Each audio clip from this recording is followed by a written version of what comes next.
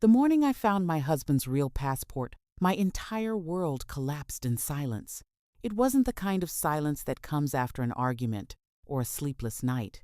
It was the kind that steals the air from your lungs and leaves your heart beating so loudly you can't hear anything else. My hands were trembling as I stared at the small navy blue booklet lying inside a hidden compartment beneath the floor of our bedroom closet.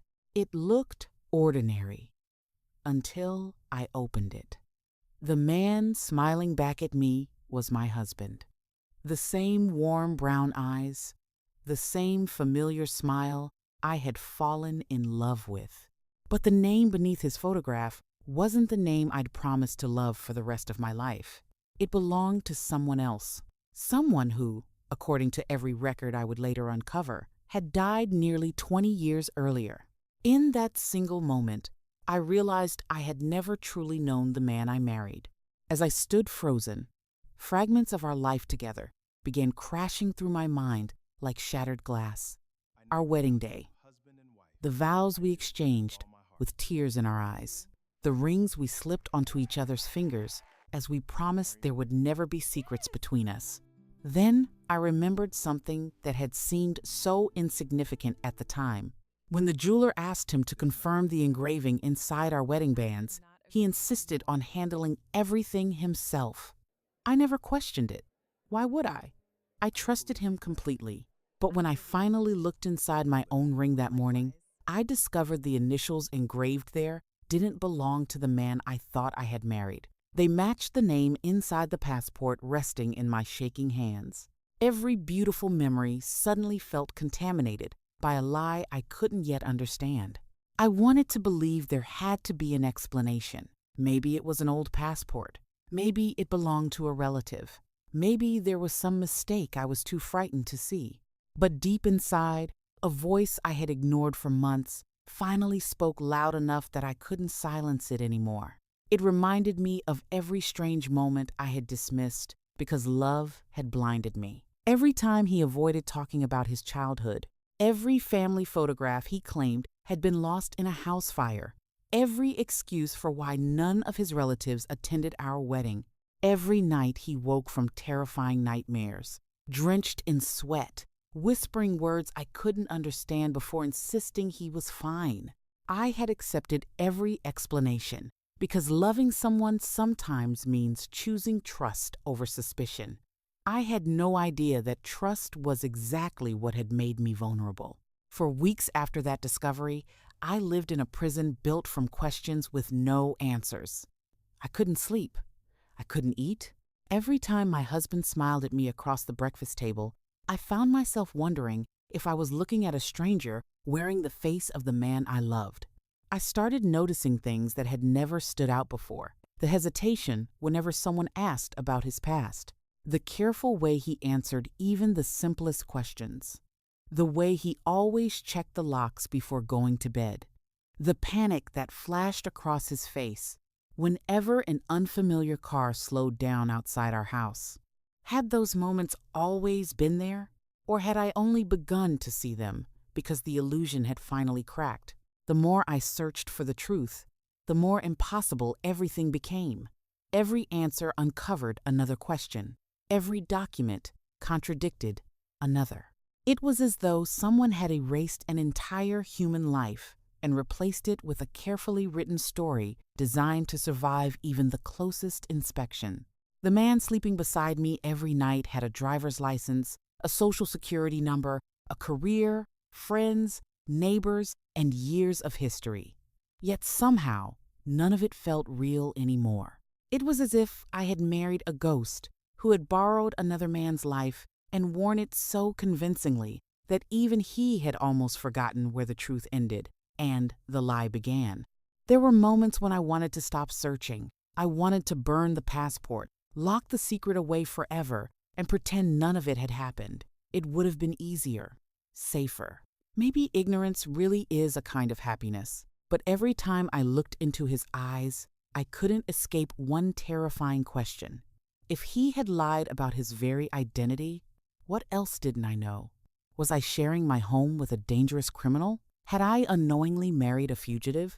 Or was the man I loved hiding from something so terrifying that stealing another person's identity had become his only chance to survive? I had no idea that asking those questions would place both of our lives in danger, because the truth wasn't waiting quietly to be discovered. It had been buried for nearly 20 years by fear, bloodshed, and promises that should never have been broken. There were people who believed that secret had died a long time ago, and the moment I began digging, they realized someone was getting dangerously close to uncovering it. When I finally uncovered the full truth, I didn't feel relief. I didn't feel victory. I felt something far worse, because I discovered that my husband hadn't simply lied about his name.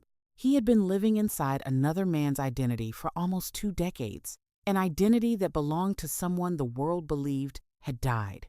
And once I understood why, I wished I had never opened that hidden compartment.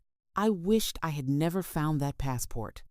I wished I had never started asking questions. Because this wasn't just a lie about who my husband was. It was the story of an entire stolen life.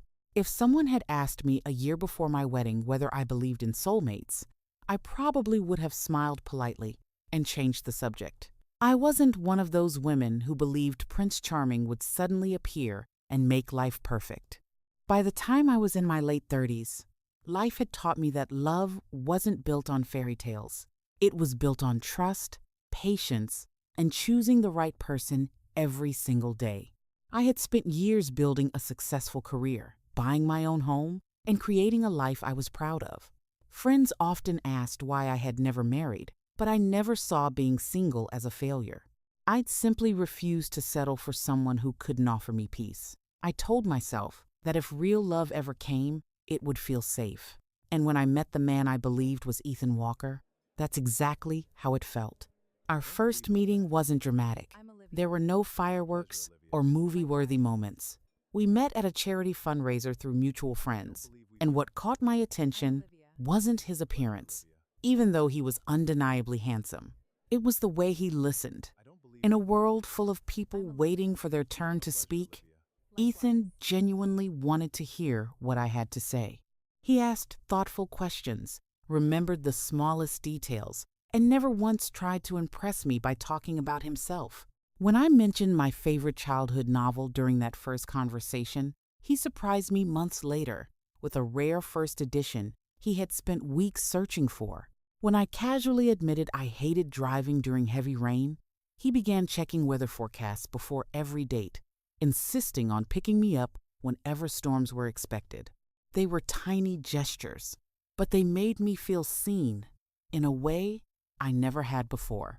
As our relationship grew, I found myself lowering walls I had spent years building. Ethan was patient with my fears and never pressured me to move faster than I was comfortable with. If I needed space after a difficult day at work, he gave it, without making me feel guilty. If I wanted to talk, he stayed up for hours just listening. He never interrupted. He never judged. He never raised his voice, not even once. I couldn't remember seeing him lose his temper with anyone, whether he was speaking to a waiter, a cashier, or a stranger who accidentally bumped into him. He responded with kindness that felt effortless. Friends told me I had finally found one of the good ones, and for the first time in my life, I believed they were right. The proposal was simple, intimate, and perfect. Will you marry me? Yes!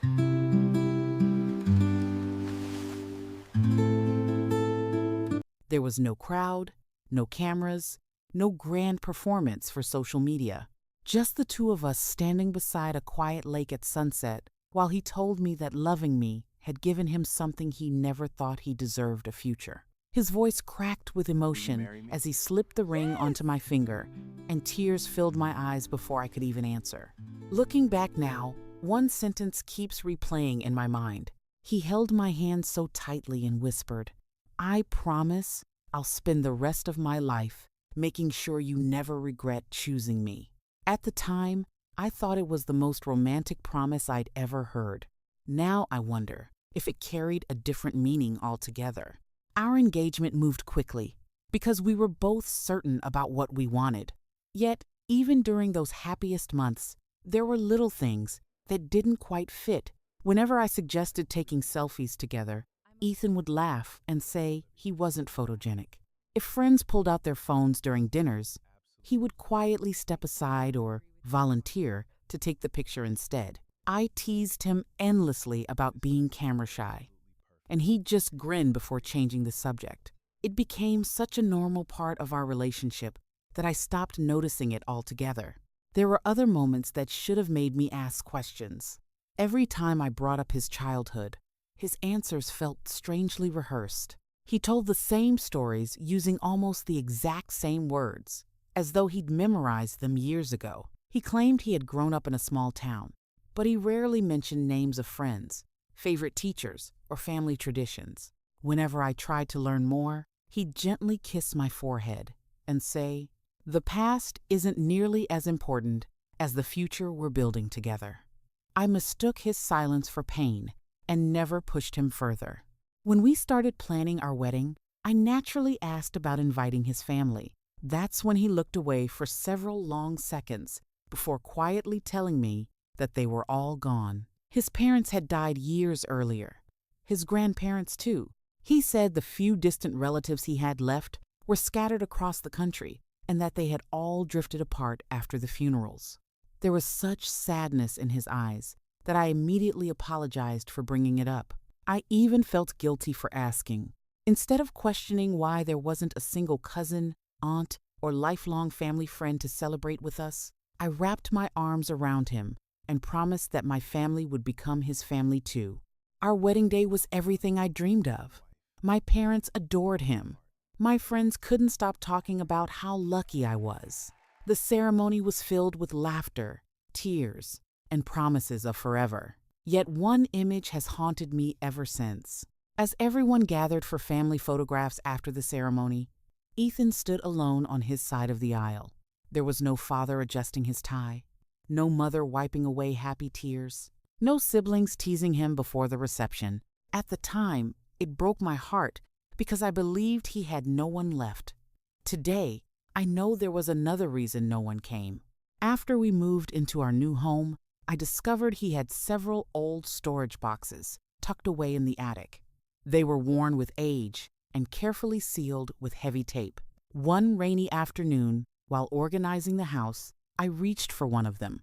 Before my fingers even touched the lid, Ethan appeared behind me so suddenly that he startled us both. His voice remained calm, but there was an urgency I'd never heard before. "Please don't open those," he said softly. "They're just painful memories I'd rather leave buried." I immediately apologized. He hugged me tightly and thanked me for understanding. I never asked about those boxes again. Birthdays were another mystery. When mine arrived, Ethan planned the most thoughtful celebration I'd ever experienced. Every detail reflected something I'd once casually mentioned. It was perfect. But when his birthday came around, everything changed. He insisted he didn't celebrate birthdays anymore. He claimed they reminded him of people he'd lost, and asked if we could treat it like any other day. I respected his wishes without hesitation. Love, I believed, meant honoring someone's pain even when you didn't fully understand it. The truth is, every explanation he gave sounded completely reasonable. Every missing piece of his past had an answer that fit just well enough to silence my doubts. I never imagined someone could tell the truth often enough that you'd stop questioning the lies hidden between the words. I wasn't foolish. I wasn't blind. I was simply in love with a man who knew exactly how to make his secrets look like heartbreak instead of deception. If I had known then what I know now, I would have asked more questions. I would have looked inside those boxes. I would have insisted on meeting anyone from his past. I would have wondered why every photograph of his childhood had mysteriously disappeared, why every memory seemed carefully edited, and why the man who remembered every tiny detail about my life revealed so little about his own. But love has a dangerous way of convincing us that trust is enough. I believed I'd finally found the safe, gentle, honest man I'd waited my whole life to meet. I had no reason to think otherwise. Looking back now, every lie was sitting right in front of me. The first few months of our marriage were everything I had imagined they would be. Every morning, I woke up beside the man I believed was my greatest blessing. We settled into the kind of routine that feels ordinary when you're living it, but becomes priceless when it's gone. We made breakfast together before work. We argued over which movie to watch on Friday nights. We spent lazy Sunday mornings drinking coffee on the back porch, talking about vacations we wanted to take and the family we hoped to build someday. If anyone had looked at us from the outside, they would have seen two people deeply in love, building a peaceful life together. I certainly believed that's what we were doing. But looking back now, I realize our happiness was balanced on a foundation of tiny lies. They weren't dramatic enough to destroy a marriage overnight. They were quiet, almost invisible. The kind of things you dismiss because they seem too small to matter. One by one, they slipped into our lives until they formed a puzzle I didn't even know I was solving. The first moment that truly unsettled me happened on an ordinary Tuesday evening. We were finishing dinner when Ethan's phone rang. He glanced at the screen, and the color drained from his face so quickly that I thought he was about to faint. His fork slipped from his hand and clattered onto the plate. He stared at the phone for several seconds without answering, almost as if he had seen a ghost. Then he stood up so abruptly that his chair nearly tipped over and walked outside before finally accepting the call. Through the kitchen window, I watched him pacing across the backyard, speaking in a voice so low I couldn't hear a single word. Whatever the conversation was about, it wasn't ordinary. His shoulders were tense.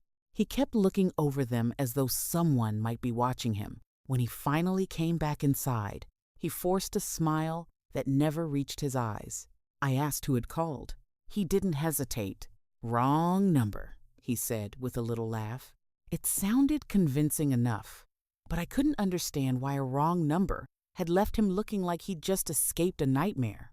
A few days later, I came home from work earlier than expected. As I pulled into the driveway, I noticed smoke rising from the small fire pit behind our garage. Ethan rarely used it, especially during the middle of the afternoon. Curious, I walked quietly toward the backyard. Before he noticed me, I caught sight of him feeding several envelopes into the flames. They weren't junk mail. They were carefully folded letters, tied together with an old piece of string. I watched the edges curl into ash before he turned around and realized I was standing there. His expression changed instantly. Then, just as quickly, he smiled. "They're just old papers," he explained. "Nothing important." I asked why he hadn't shredded them instead. He shrugged. "I guess fire felt more permanent." The answer sounded strange, but not strange enough for me to question it further. At least, not then. Then something else began happening. Every evening, almost at the same time, I noticed a dark-colored SUV parked across the street from our house. The windows were tinted too dark to see inside. It never stayed long. 10 minutes, sometimes 15. Then it would drive away without anyone getting out. The first time I mentioned it, Ethan rushed to the living room window so quickly that it startled me. By the time he looked outside, the vehicle was already gone. "What kind of SUV?" he asked. I laughed. "I don't know, just a black one." He stood there for several seconds, staring into the empty street before quietly closing the curtains. "It's probably just one of the neighbors." His words sounded calm. His hands didn't. They were shaking. I told myself I was imagining things. I wanted to believe I was. The nights became stranger. Ethan had always been a peaceful sleeper, but suddenly he began waking in the middle of the night, drenched in sweat. Sometimes he'd sit upright so violently that it frightened me awake. His breathing became fast and uneven, as though he had been running for miles. One night I reached over to comfort him. The moment my hand touched his shoulder, he grabbed my wrist so tightly that I cried out. His eyes were open, but they weren't seeing me. They were looking through me, looking at someone else, somewhere else. It took several long seconds before recognition returned to his face. He immediately let go and apologized, over and over again. He claimed he'd been having nightmares about losing his parents. I believed him, because that's what wives do. We believe the people we love. Then came the moment I still replay in my mind more than any other. One early morning, just before sunrise, I woke to hear Ethan mumbling in his sleep. At first, I couldn't make out the words. Then his voice became clearer. "No, Daniel, don't go." He turned onto his side, then whispered something that froze every bone in my body. "I never wanted your life." A few moments later, he softly said another name. Not Ethan. A completely different name. I sat there listening, confused more than frightened. When he woke up, I teased him about talking in his sleep. He laughed awkwardly and blamed it on a strange dream he couldn't remember. I laughed too. I even joked that maybe he had lived another life before meeting me. Neither of us spoke about it again. If only I had known how close that joke was to the truth. For a while, life returned to normal. Until the day we visited the bank. We were applying for a home improvement loan to renovate our kitchen. Everything went smoothly until the loan officer excused herself to verify our information. She returned, looking uncomfortable. "I'm sorry," she said politely, "but there's a problem matching your Social Security records." I watched Ethan's smile disappear. The officer explained that some of the identifying information connected to his file wasn't matching the federal database. It would require additional verification before the application could continue. For a split second, genuine panic crossed his face. Then it vanished. He chuckled lightly and shook his head. "This happened years ago," he said confidently. "Someone entered one digit incorrectly. Government records take forever to fix." The explanation sounded perfectly reasonable. Even the loan officer nodded. The paperwork was delayed. We went home. I never gave it another thought, not until weeks later. One evening, while organizing documents for our taxes, I noticed something odd. 2 signatures, both supposedly belonging to Ethan, but they looked nothing alike. The first signature was neat, confident, and slanted slightly to the right. The second looked older, heavier, almost hesitant. Even the initials were different. I stared at them for several minutes before convincing myself I had to be mistaken. People's signatures change over time, don't they? Still, something wouldn't let it go. That night, after dinner, I placed both documents on the kitchen table. "Ethan," I asked gently, "why are these signatures different?" He looked down. His smile faded. For several long seconds, he didn't answer. Then something happened that I had never experienced before. His chair scraped sharply against the floor as he stood. "What exactly are you accusing me of?" he asked. The words themselves weren't what shocked me. It was the way he said them. His voice wasn't loud, but it was cold, defensive, almost desperate. I tried to explain that I wasn't accusing him of anything. I simply wanted to understand. Instead of answering, he snatched the papers off the table and shoved them back into the folder. "You spend too much time overthinking everything," he snapped. I said it was paperwork. Leave it alone. Then he walked out of the room. The silence he left behind felt heavier than any argument we'd ever had. I remained seated at the kitchen table, long after he disappeared upstairs, staring at the empty space where those papers had been only moments before. For the first time since the day we met, I wasn't confused by his behavior. I was frightened by it, because it wasn't anger I had just witnessed. It was something much deeper. That was the first time I saw fear in his eyes. I wish I could tell you that after our argument over the signatures, I chose to trust my husband and move on with my life. I wish I could say I buried my doubts and focused on saving our marriage. But once suspicion enters your heart, it changes the way you see everything. Every smile begins to look rehearsed. Every silence feels intentional. Every answer sounds as though it has been prepared long before the question was ever asked. I hated what I was becoming. I hated that I was questioning the man I loved. More than once, I looked at our wedding photograph and whispered to myself, "You're losing your mind."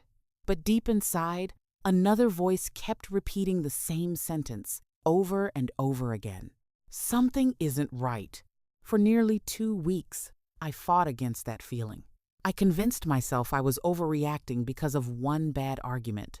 Ethan returned to being the gentle, thoughtful husband I had always known. He brought me flowers after work. He apologized for raising his voice. He blamed the stress of work and the loan application for losing his temper.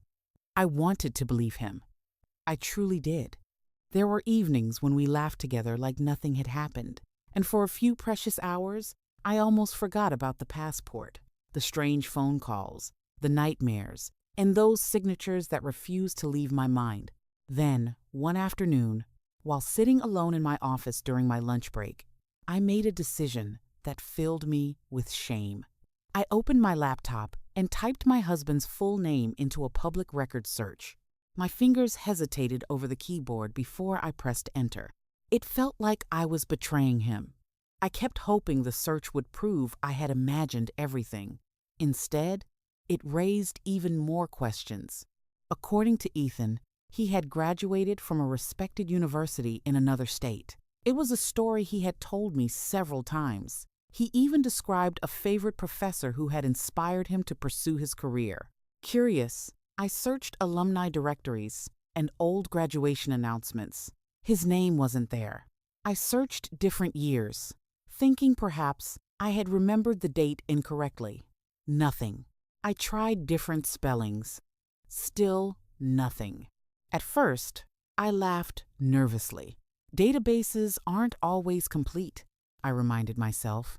Maybe older records had never been digitized. It was a reasonable explanation, and I desperately wanted it to be true. But I couldn't stop there. One unanswered question led to another. Ethan had once mentioned serving briefly in the military before changing careers. He had never spoken about it in detail, only saying it had taught him discipline and resilience. I searched publicly available service records and veteran organizations. Again, nothing. Not even a trace. I stared at my computer screen, refreshing the page as though the information might suddenly appear if I waited long enough. My heartbeat quickened. Maybe I had searched the wrong way. Maybe there was another explanation. Refusing to give up, I contacted the company where Ethan claimed he had worked before we met. I expected a simple confirmation of his employment. Instead, the woman in the Human Resources Department politely apologized. "I'm sorry," she said. "We've never had anyone by that name employed here." I felt every ounce of blood drain from my face. I thanked her, ended the call, and sat perfectly still. 3 different pieces of his life. 3 dead ends. By the time I drove home that evening, I wasn't just confused anymore. I was terrified. For the next several days, I became someone I barely recognized.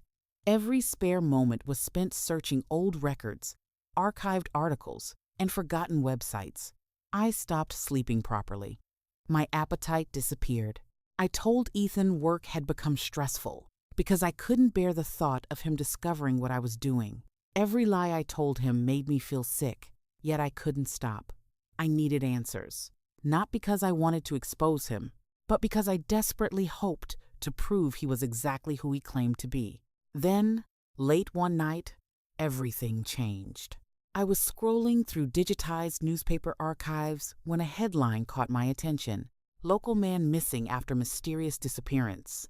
The article was nearly 20 years old.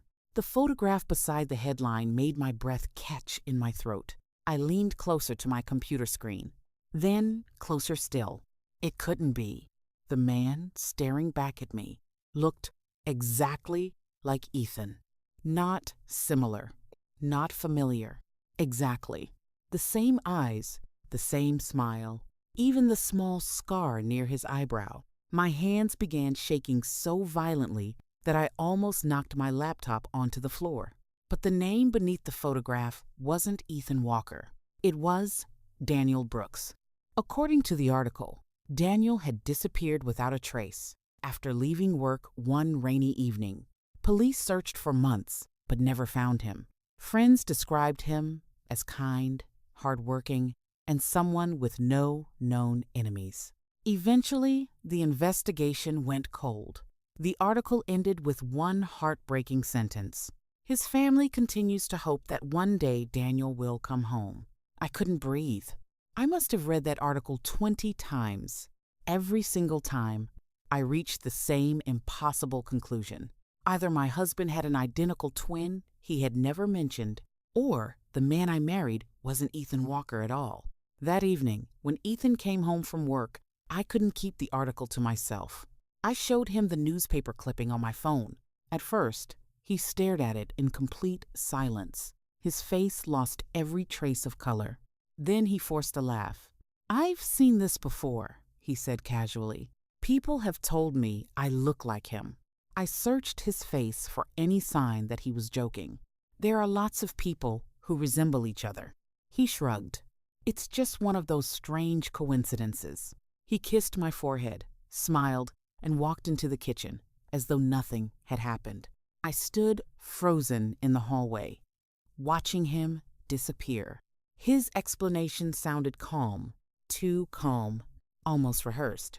And for the first time since we'd met, I didn't believe him. That night, after he fell asleep, I lay awake, staring at the ceiling. One thought kept circling through my mind. If he was telling the truth, why did he look so frightened when he first saw Daniel's photograph? The following afternoon, fate handed me an opportunity I never expected. Ethan called to say he had to travel out of town for an emergency business meeting and wouldn't return until the next morning. The moment I hung up the phone, guilt washed over me. I knew exactly what I was about to do. I also knew there would be no turning back. For months, I had noticed one drawer in his home office remained locked at all times. Whenever I asked where he kept important documents, he would smile and say it only contained old tax files and paperwork. Something about the way he always checked that drawer before leaving the room had stayed with me. I found the spare key hidden inside a small ceramic vase in our laundry room. My hands were trembling so badly that I dropped it twice before finally sliding it into the lock. For several seconds, I couldn't bring myself to turn it. Opening that drawer felt like crossing a line I could never uncross. Then, I took a deep breath and unlocked it. Inside wasn't paperwork. It was an entire secret life. The first thing I saw was a thick envelope filled with cash. Beneath it were 2 passports. One carried the name Ethan Walker. The other carried the name Daniel Brooks. My knees nearly gave out beneath me. There were faded photographs of 2 young men standing together, laughing as though they had been brothers. One of them was unmistakably my husband. The other looked almost identical to the face in the newspaper article. There were dozens of old newspaper clippings, all carefully folded and preserved, reporting disappearances, investigations, and crimes from nearly 20 years earlier. At the very bottom of the drawer lay a worn birth certificate. I picked it up with trembling hands. It wasn't issued to Ethan Walker. It wasn't even close. The name printed across the top was Daniel Brooks. I stared at those documents until the words began to blur through my tears. Every memory of our life together came crashing down around me. Our first date, our wedding vows, the promises, the laughter, the future we'd planned. Suddenly, none of it made sense anymore, because the man in those documents wasn't my husband. Unless everything I'd ever known was a lie. I don't remember how long I sat on the floor of Ethan's office after finding those documents. Minutes, maybe hours. Time no longer meant anything. The passports were still spread out in front of me. The photographs, the newspaper clippings, the birth certificate.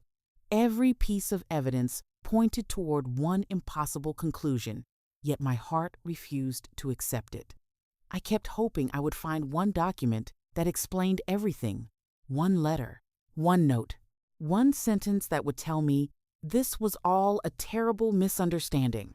But there was nothing, only silence and secrets that stretched back nearly 20 years. That night, I carefully returned everything exactly as I had found it. Every photograph went back into its envelope.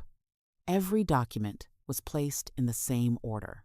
I wiped away the fingerprints I imagined I'd left behind, locked the drawer, and returned the spare key to its hiding place.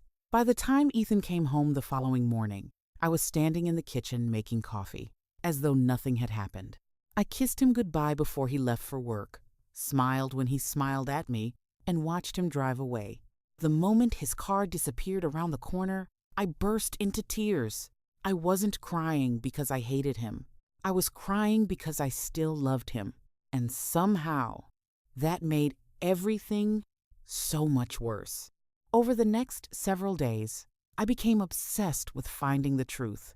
The names in those newspaper clippings became my entire world. Every evening after Ethan fell asleep, I searched archives, public records, and old news reports until my eyes burned from staring at the screen. Most of the articles repeated the same facts, but one name kept appearing at the bottom of nearly every report. Detective Robert Hayes. He had been the lead investigator on the disappearance of Daniel Brooks almost 20 years earlier. After several failed attempts, I finally found an address connected to his retirement. I wrote down the location, climbed into my car, and drove nearly 3 hours without telling anyone where I was going. The entire drive, I questioned myself. What if I was destroying the life of an innocent man? What if Ethan had simply become the victim of an unbelievable coincidence? But another voice inside me whispered something I could no longer ignore. Truth doesn't fear questions. When I knocked on Detective Hayes' front door, I almost turned around and left. An elderly man answered, his hair now completely gray, his posture slower than I had imagined. He studied my face for several seconds before quietly asking if we knew each other. "We don't," I replied, "but I think you knew someone my husband used to be." The moment I showed him the old newspaper clipping, every trace of warmth disappeared from his face. Without saying another word, he stepped aside and invited me inside. His living room looked like a museum of forgotten memories. Shelves were filled with awards, faded case files, and photographs from a career that had clearly stayed with him long after retirement. He stared at the newspaper clipping for a long time before speaking. "I've waited 20 years for someone to ask me about this case," he said quietly. A chill ran through my body. He opened an old storage box and removed a thick folder covered in dust.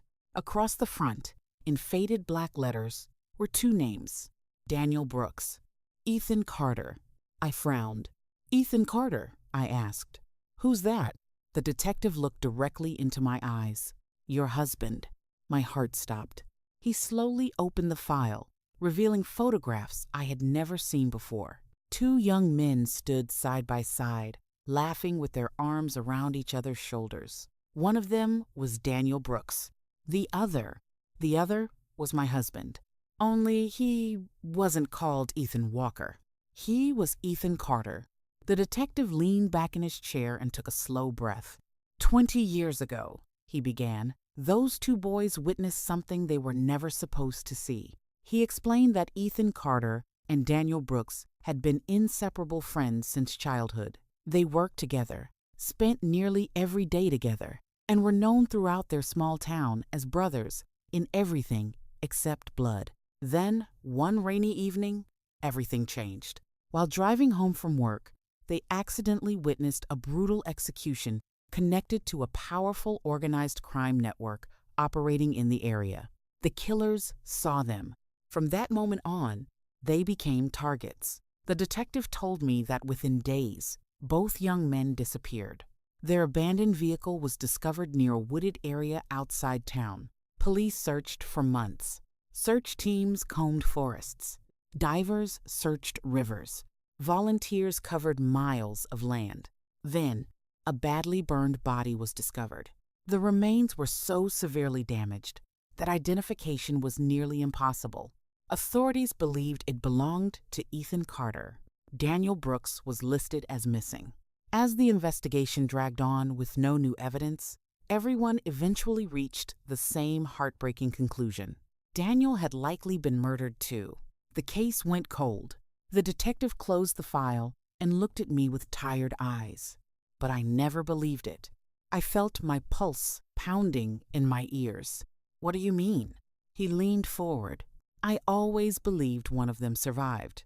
I could barely breathe. He continued. "The evidence never made sense. Too many inconsistencies. Too many missing pieces.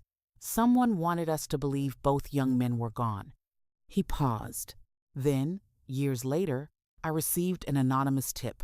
He reached into the folder and slid an old photograph across the table. It showed my husband entering a grocery store nearly 15 years earlier. Alive. Older. Using a different name. "I tried to find him," the detective admitted. "But by the time we tracked the lead, he'd disappeared again." I stared at the photograph until tears blurred my vision. The detective spoke the words I had been dreading since the moment I found that hidden passport. "I believe your husband is Ethan Carter." I closed my eyes. He continued quietly. "I believe Daniel Brooks is the one who died." The room fell silent. "And I believe Ethan assumed Daniel's identity after his friend's death." I shook my head immediately. "No." The word escaped before I could stop it. "No. Ethan would never steal someone's identity." The detective nodded slowly. "I don't think he did it for money." I looked at him. "I don't think he did it for inheritance." He paused. "I think he did it because someone was trying to kill him." Those words echoed through my mind during the entire drive home. I wanted to reject them, to erase them, to convince myself the detective was wrong, but every piece of evidence kept leading me back to the same impossible conclusion. By the time I reached our driveway, I knew I couldn't keep pretending anymore. That evening, after dinner, I asked Ethan to sit with me in the living room. He smiled, completely unaware that everything was about to change. My hands trembled as I placed the 2 passports on the coffee table, then the newspaper clippings, then the birth certificate. Finally, the old photograph of him standing beside Daniel Brooks. For several long seconds, he didn't move. He simply stared. His breathing became shallow. His lips parted slightly. I watched every wall he had spent 20 years building begin to collapse. "Ethan," I whispered through tears, "please, tell me who you really are." He looked at me with eyes filled not with anger, but with exhaustion. An exhaustion that seemed far older than our marriage, far older than the man sitting in front of me. His shoulders began to shake. Then, for the first time since I had known him, my husband cried, not quietly, not politely. He broke down completely. He buried his face in his hands and sobbed with the pain of someone who had carried the same unbearable secret for half his life. I wanted to comfort him. I wanted to hold him, but I couldn't move. After several long minutes, he finally looked up at me. His face was covered in tears. His voice was barely above a whisper. "Everything you've discovered." He paused, struggling to breathe. "It's true." My heart shattered. Then he spoke the words that changed everything. "Accept the reason." And in that moment, I realized the biggest secret of our marriage still hadn't been revealed. Everything I thought I knew was about to change. Fade to black. For what felt like an eternity, neither of us spoke. The silence between us was almost unbearable. I could hear the ticking of the clock on the wall, the rain tapping softly against the windows, and Ethan's uneven breathing as he struggled to compose himself. I had spent weeks imagining this moment. I had convinced myself that if I ever uncovered the truth, I would finally feel relief. Instead, I felt something I never expected. Fear.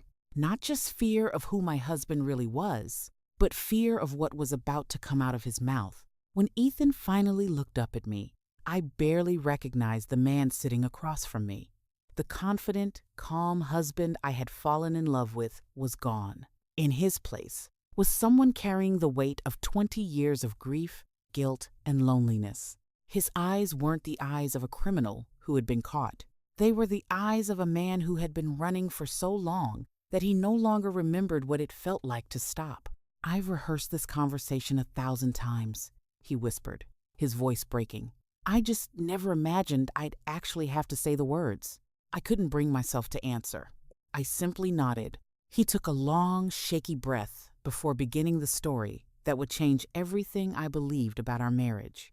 20 years ago," he said, "Daniel Brooks wasn't just my best friend. He was my brother in every way that mattered. We grew up on the same street. Our parents celebrated holidays together. We graduated from the same school, worked our first jobs together, and dreamed about building businesses side by side someday. People used to joke that if they saw one of us, the other couldn't be far behind. We trusted each other with everything, every secret, every dream, every fear. If someone had told either of us that one day we'd have to choose which one of us lived, we never would have believed them." His voice cracked again. It started because of one wrong turn. One rainy evening, after finishing work later than usual, they decided to take an old service road to avoid traffic. The shortcut cut through an abandoned industrial district that most people avoided after dark. As they drove past an old warehouse, they noticed several expensive vehicles parked outside. Daniel joked that someone was throwing a party in the middle of nowhere. Then they heard a gunshot. Another, then another. Instinctively, Ethan slowed the car. What happened next haunted him every day for the next 20 years. From behind stacks of shipping containers, they watched several armed men execute another man in cold blood.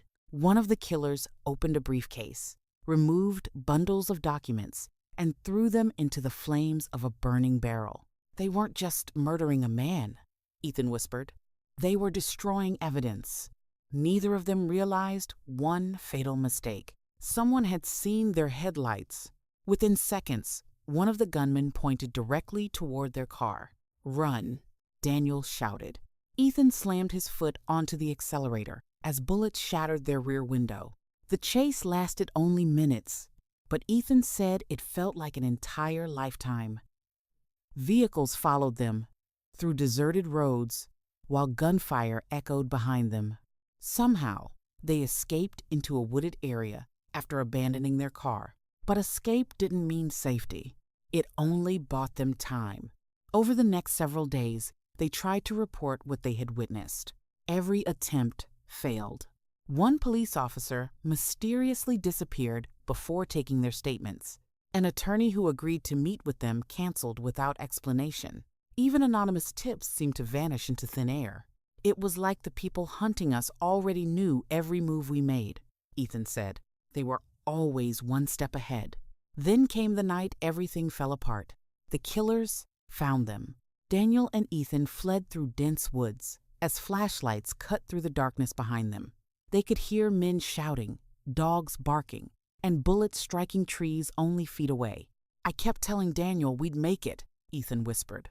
I was wrong.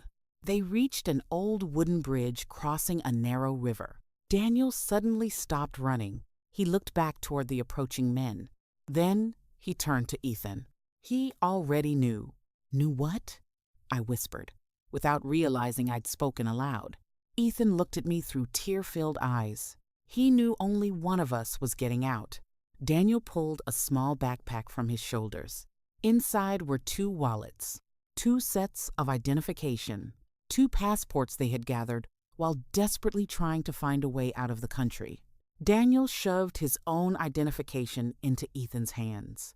"No," Ethan said firmly. "I'm not taking this." But Daniel refused to listen. He grabbed Ethan by the shoulders. "If they catch us together, we're both dead." His voice trembled as he remembered every word. He told me, "Listen to me. If I don't make it, take my name." I felt tears rolling down my face. Ethan continued. I told him he was talking nonsense, but he already knew. Daniel smiled. The same smile Ethan had seen thousands of times growing up. Then he said something Ethan had never forgotten. "Your mother already buried your father. Don't make her bury her son too." The next few moments happened too quickly. Gunfire exploded behind them. Daniel pushed Ethan off the side of the bridge and into the freezing river below. The last thing Ethan ever saw was his best friend turning back toward the men chasing them. He never saw him alive again. When Ethan finally crawled out of the river hours later, the bridge was empty. Smoke filled the air. The next morning, newspapers reported that authorities had recovered what they believed was Ethan Carter's body. Daniel Brooks was listed as missing. The killers believed we'd both died. Ethan lowered his head, so I did exactly what Daniel begged me to do. I became him. For the next 20 years, Ethan erased every trace of the life he had once known. He never contacted his mother because anyone watching her might discover he was alive. He never attended family funerals. He never visited his hometown. He never celebrated birthdays because they reminded him of the life he had buried. He never allowed anyone to photograph him more than necessary. Every address was temporary. Every friendship ended before it became too close. Every day began with looking over his shoulder. Every night ended wondering if it would be his last. "I stopped being Ethan Carter," he said quietly. "The only way I could stay alive was to let him die." His voice became even softer. "Then I met you." He smiled through tears. "For the first time in 20 years, I wanted something more than survival. The first day I met you, I knew you were special, so I introduced myself as Ethan, but changed my last name. When things got serious between us, I started changing all my documents, hence the signature drama at the bank." He admitted that he had planned to tell me the truth before proposing. Then he postponed it.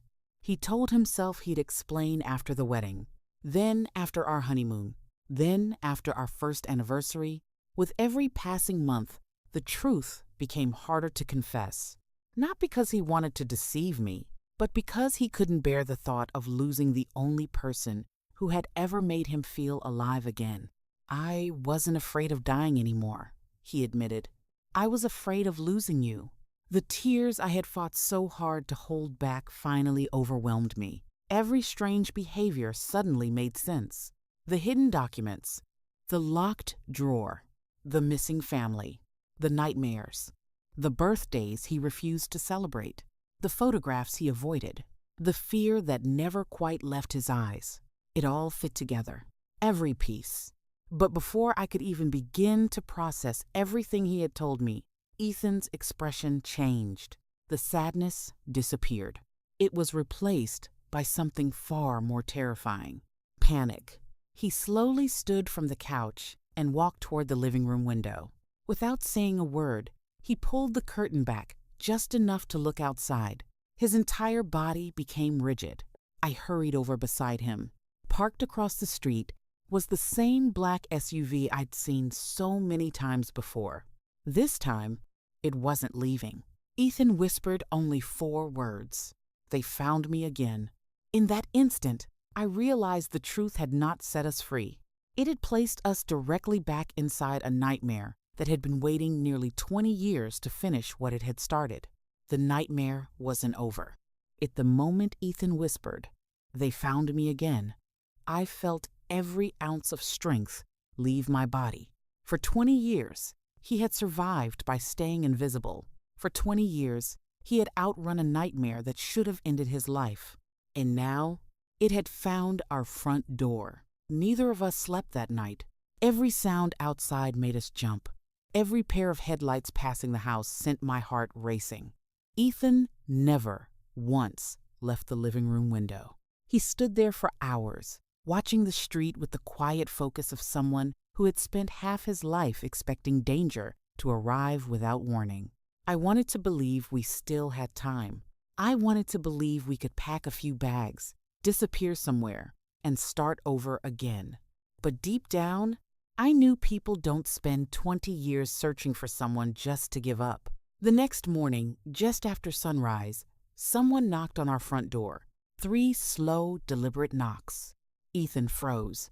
His face turned pale. For a split second, I saw the frightened young man he had described the night before, the one who had watched his best friend sacrifice everything so he could live. Without saying a word, he stepped in front of me, almost instinctively, as though protecting me mattered more than protecting himself. Another knock, louder this time. Neither of us moved. Then a voice called from outside, "Mr. Carter." Not Walker. Not Daniel. Carter. Ethan closed his eyes. Someone new. He slowly reached for the doorknob, looked back at me one last time, and whispered, "Whatever happens, I'm sorry." When he opened the door, I expected armed criminals. Instead, several federal agents stood on our porch beside two local police officers. No one pointed a weapon. No one shouted. One of the agents calmly held up his badge. "We're not here to arrest you." Ethan looked completely confused. The lead investigator spoke again. "We're here because someone else has been looking for you." For a moment, no one spoke. Then they stepped inside. The agent explained that only weeks earlier, a nationwide operation had dismantled part of the same criminal organization Ethan and Daniel had witnessed all those years ago. Several high-ranking members had been arrested after a lengthy investigation involving multiple agencies. At first, none of the suspects cooperated. Then, everything changed. One of them decided to make a deal. In exchange for a reduced sentence, he confessed to dozens of crimes stretching back decades. Among those confessions was one that made the entire investigation take an unexpected turn. He admitted that one witness from 20 years earlier had escaped, a young man they had hunted ever since, someone they believed was still alive, someone they had never stopped searching for. That witness was Ethan Carter.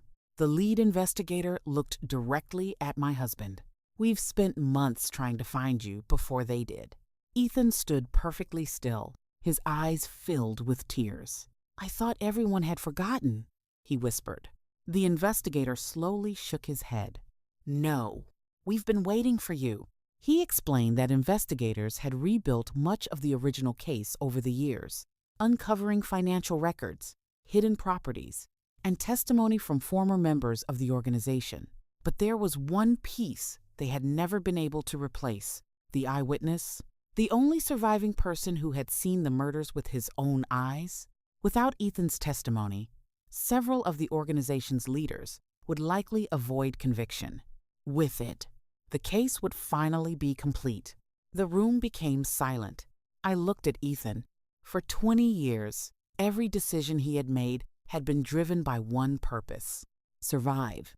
Now, survival demanded something entirely different. He had to stop running. I reached for his hand. He looked at me with uncertainty. "I don't know if I can do this," he admitted.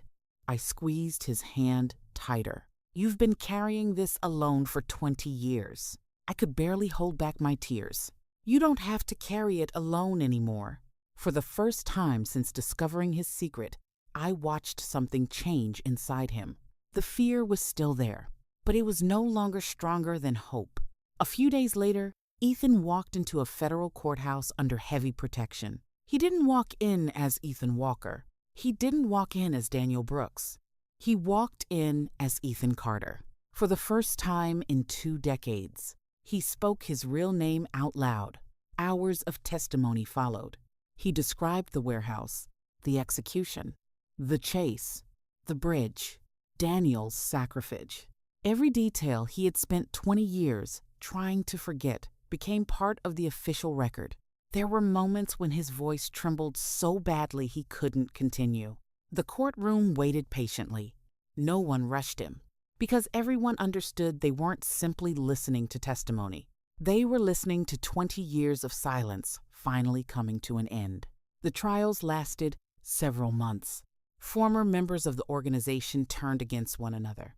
Old evidence was reopened. Hidden financial records surfaced.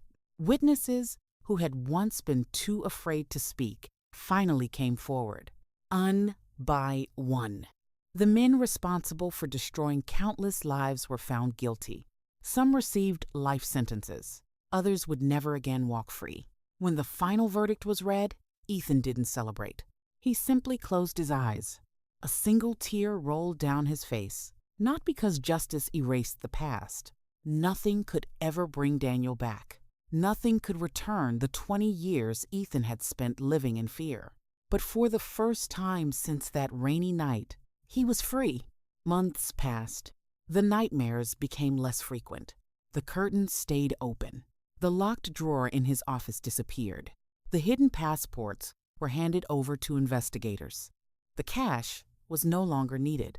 The old newspaper clippings were placed back inside a box, not to hide them, but to remember the price that had been paid. One quiet evening, we stood together on our back porch, watching the sunset, the same place where I had once wondered whether I had married a stranger. Ethan slipped his hand into mine. Neither of us spoke for several minutes. We didn't need to. Some silences aren't empty. They're peaceful. Looking back now, I understand something I couldn't see when I first found that passport. I spent weeks believing my husband had built our marriage on lies. I convinced myself that every promise he'd made was fake, that every memory we shared had been stolen from another man's life. But I was wrong. The name he gave me wasn't his. The past he described wasn't real.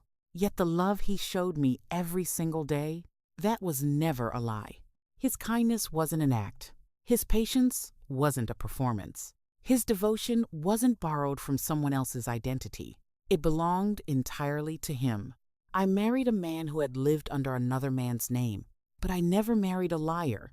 I married a survivor, a man who carried unimaginable grief without allowing it to destroy his ability to love, a man who sacrificed his own identity so another man's final wish would not be in vain, a man who spent 20 years believing he didn't deserve happiness, until somehow our paths crossed.